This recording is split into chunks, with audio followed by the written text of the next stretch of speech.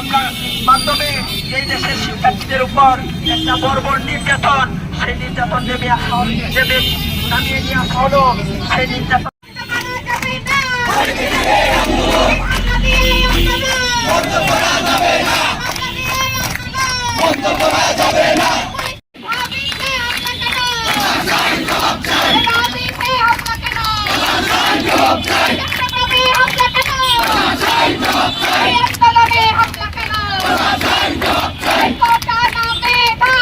অতর্কিত ভাবে যে ছাত্রলীগ যে বর্বর নির্মম হত্যাযজ্ঞ চালিয়েছে তার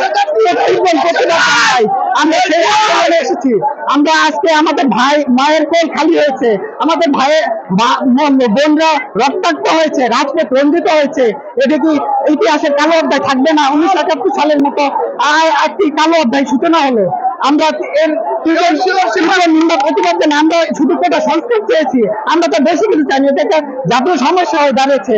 আমাদের 16 কোটি জনগণের পক্ষ থেকে সাধারণ জনগণ কি এই দেশে কি রোহিঙ্গাদের মতো এসেছে? তারা কি এদেশের জনগণ না?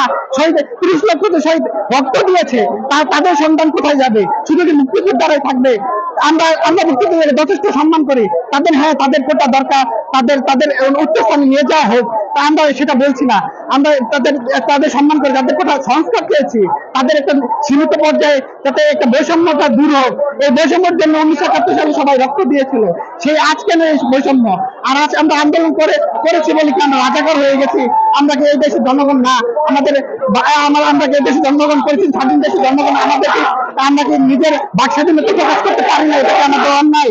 এই তীব্র নিন্দা প্রতিবাদে মায়ের কোল খালি হওয়ার জন্য আমরা আজকে এখানে সমবেত হয়েছি এবং আমরা স্বতঃস্ফূর্তভাবে আন্দোলন চালিয়ে যাবো আমাদের দাবি না হওয়া পর্যন্ত। এবং আমাদের যারা শহীদ হয়েছেন তাদের পরিবারের শোক জ্ঞাপন করছি।